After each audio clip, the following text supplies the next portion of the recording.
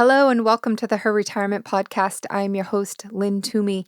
And here in my podcast each week, I talk about how to live a better, more intentional, and financially secure life now and in retirement. Whether you're single, suddenly single, or a partnered up woman, your only sure investment is an investment in yourself. And financial wellness, also known as financial security, isn't just a dream, it's a decision. And when you decide to make a commitment to yourself and change your financial destiny, our fresh, modern platform will help you know more and have more now and in retirement. Welcome to Her Retirement. Welcome to my Know More, Have More financial wellness platform, and welcome to my podcast. Are you ready to get her done? Let's do this.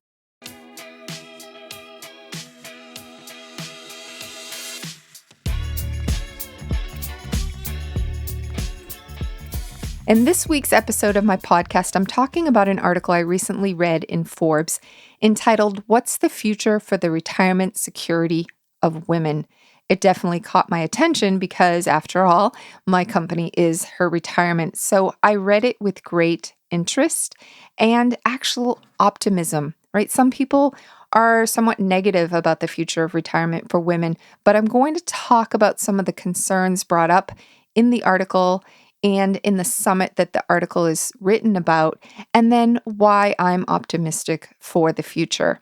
And the article in Forbes was based on interviews done with participants of a recent virtual summit hosted by an organization called the Women's Institute for Secure Retirement, and they go by the acronym WISER, which I really like. And WISER is a Washington-based advocacy group who celebrated their 25th anniversary by looking at how far women have come in their ability to retire well and how far they still have to go, which for some women is quite a ways. And this was one of the questions posed at the summit. What's the future for the retirement security of women? And it's definitely a loaded question. And in the Forbes article, Wiser's founder and a 2015 Next Avenue influencer on aging, Cindy Hounsel, reflected on what things were like when her organization began in the late 1990s and how she sees the future for the retirement security of women. What is her outlook? Hounsel told the writer of the Forbes article that Wiser started to address this question way back in the late 1990s and urged people to start these discussions way back then. Back then, she's quoted as saying in the interview, you couldn't find anybody talking about how all of these older women were going to live, thrive, and survive in retirement, and how many of them, quite honestly, would live in poverty. And that is a very sad state of affairs. She said that people would just look at her and say, well, it's the way it's always been, and perhaps the way it always will be. But guess what? That's changed in a big way. People are talking about this now, and that's what her organization was founded to do, was to be an advocate for women, for retirement, for financial wellness, and they've been at it for 25 years. But the good news, according to Hounsel, is things are changing. So we have to be optimistic about that change and not get too hung up and too, kind of brought down by the fact that we still have a long way to go. It took women a long time to be where we are at today, right? With voting rights, with the ability to take loans in our own names and so on and so forth. Another expert that spoke at the summit, Anna Rappaport, was talking about the impact of change on retirement systems and workforce issues.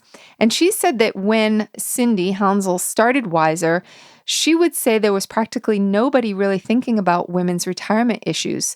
She said basically they were oblivious, whereas today, many, many more people are thinking about the issues, and a number of financial services companies recognize them and are trying to address them.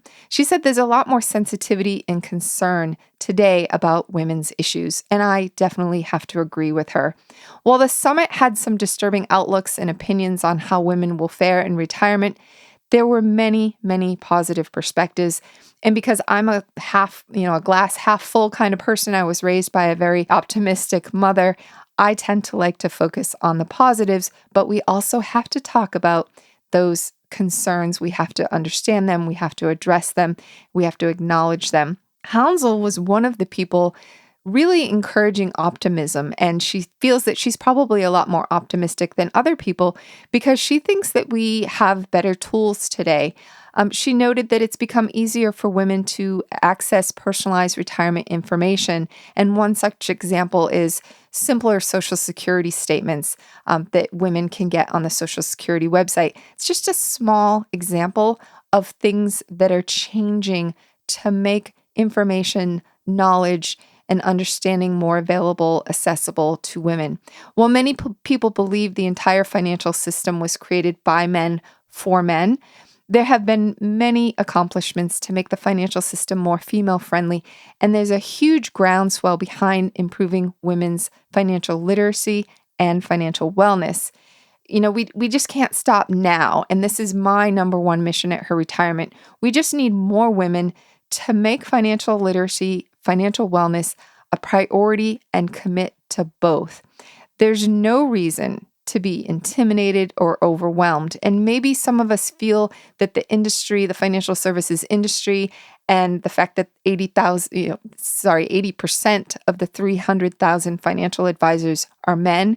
And maybe you've met with a man, a financial advisor, male financial advisor, and he's overwhelmed you or intimidated you or inadvertently made you feel bad about your situation. That can cause us to kind of turn away, right? Who wants to feel those emotions?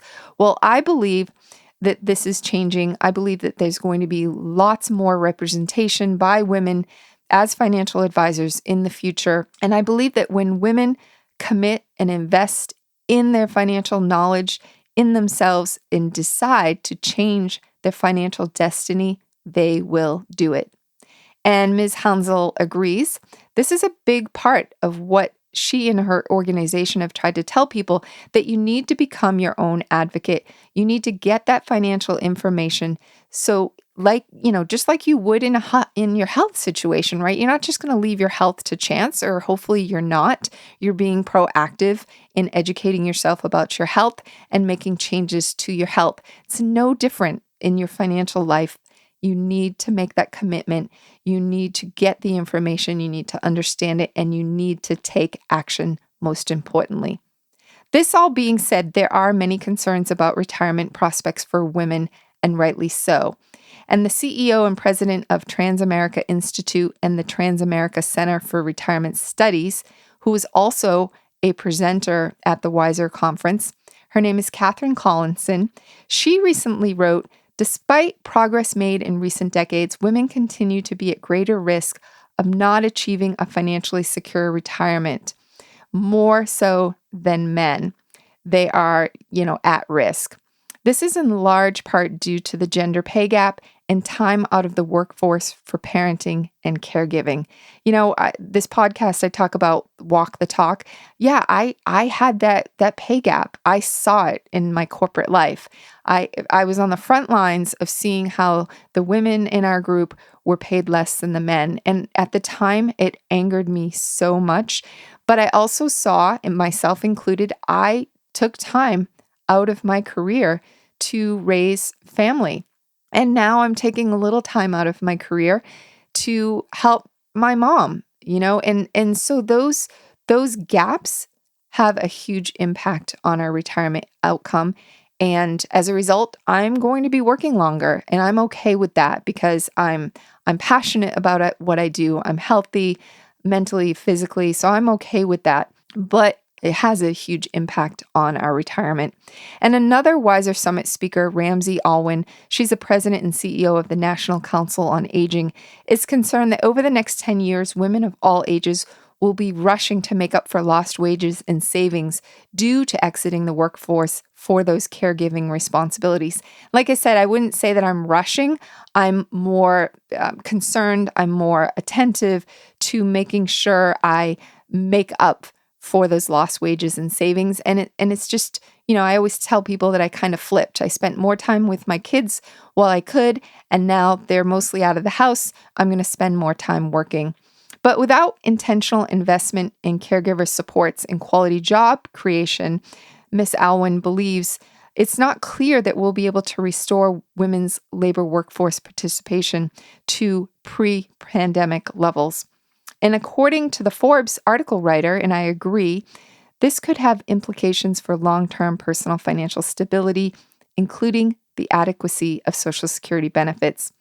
And not to be overlooked, there are other troubling statistics we all need to be aware of. So let's review a few of them. More than half of working women, 51%, say their financial situation has been negatively impacted by the pandemic. And according to a new study by the Transamerica Center for Retirement Studies, in collaboration with the Transamerica Institute, it's called Life in the COVID-19 Pandemic, Women's Health, Finances, and Retirement Outlook. There's reasons for women to be concerned and reasons they need to take action now. The report states, and I quote, "Amid the pandemic, many women have been stretched beyond their limits, balancing work and family. Given these pressures, some have given up their employment and dropped out of the workforce altogether."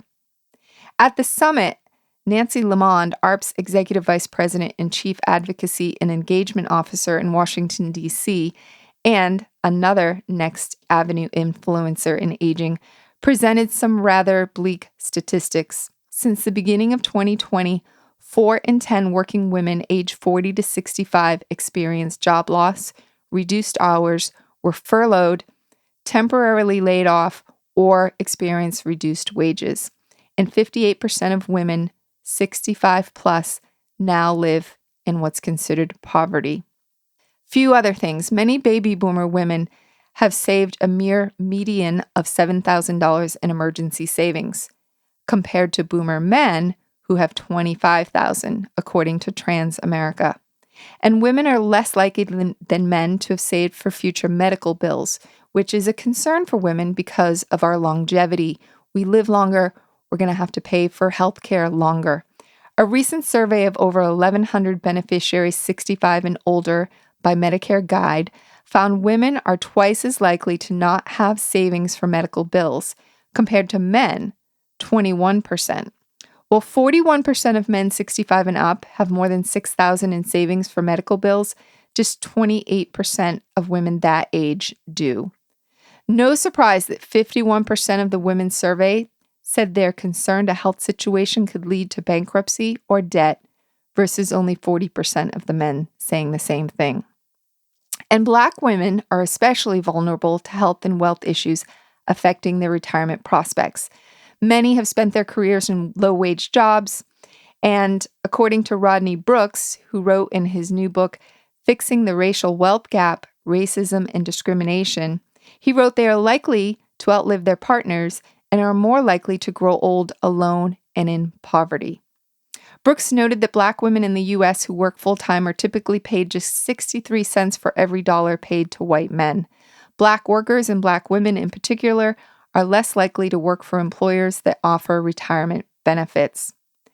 And other worrisome trends that Rappaport stated: an increasing inequality by economic status, a decline of traditional pension plans and retiree health plans, the growth in gig employment and low-benefit jobs, and the small declines in overall gender pay gap are issues.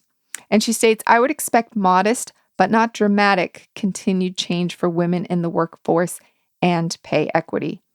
However, on the positive, many people at the summit, including Hansel, remain optimistic. This is because they believe policymakers will make changes to change women's retirement prospects. So here's a few things policymakers could do. There's something called the Savers Tax Credit, which the majority of women are unaware of. And this will be improved, according to Hansel, in the future. And this will be a significant benefit for many women. In essence, it's a tax credit that effectively offers a match for retirement contributions made by low and middle income people. The lower your income, the bigger the credit rate you qualify. And Congress is considering raising the income limits for claiming the Savers Credit and simplifying the tax filing requirements to take the tax break. And all in hopes that Congress and the Biden administration will also enact what's being called the Secure Act 2.0. This legislation would, among other things, extend employer-based retirement savings offerings to more part-time workers. It would increase retirement plan catch-up contributions. So these are additional amounts people over 50 can put in, which there are those catch-up contributions now, but they would be increased. And also make the saver's tax credit refundable. So that would lower your tax liability no matter how much you owe in taxes. And Alwyn believes that this bill would go a long way for women, especially women of color. There's many people who support the passage of what's called the Protecting Older Workers Job Applicant Act, which would prohibit employers from age discriminatory hiring practices, and the Supporting Older Workers Act, which would invest in broader job training and job placement for older workers. Because I think what's going to happen is, maybe the traditional or average retirement age today is 65. Well, you know what? With longevity and advances in health and people paying more attention to their health, they're probably going to be working longer. Well, it's great to want to work longer, but you also need to get hired. Maybe you need new training. And I think that older Americans working is going to be a bigger trend in the future. There's no doubt, however, women need help securing their retirement. I know of many organized and grassroots initiatives pushing for this reform and urging women to get more educated, more involved, and more committed to changing their retirement. And there's definitely much more conversation between women and in the world at large about overcoming women's unique challenges on the path to financial wellness and retirement security. I know I'm involved in a number of Facebook groups, LinkedIn. I mean, there's just the noise level is getting so much higher, and women are becoming so much more comfortable talking about money. And so many of us were raised that you just don't talk about it. Well, talking about it is going to make things change. I just know it in my heart and in my soul. And one of the reasons I'm so passionate about my movement, Her Retirement. And this is just another reason, too, I remain really optimistic. Perhaps I'm giving policymakers in the financial services industry too much credit, but I do feel positive that change will come and women will get some much needed assistance. And when it does, it's going to be a win-win for everyone and the economy at large.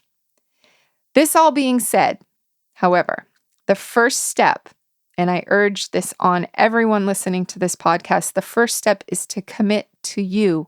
It starts with you.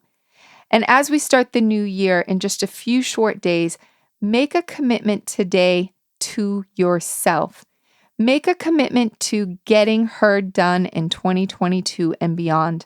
My personal motto, besides getting her done for 2022, is it starts with me. It's kind of an ode to the popular phrase, it's all about me, but I changed it because it's really not all about me. I much prefer the phrase and the motto, it starts with me. In fact, I'm probably going to get a t-shirt with that pasted on the front. I'm going to put it up on my wall, and I'm just going to remind myself that it does start with me. That's what I think anyway, and that's what I'll be focusing on as I walk the talk and head closer to my own retirement.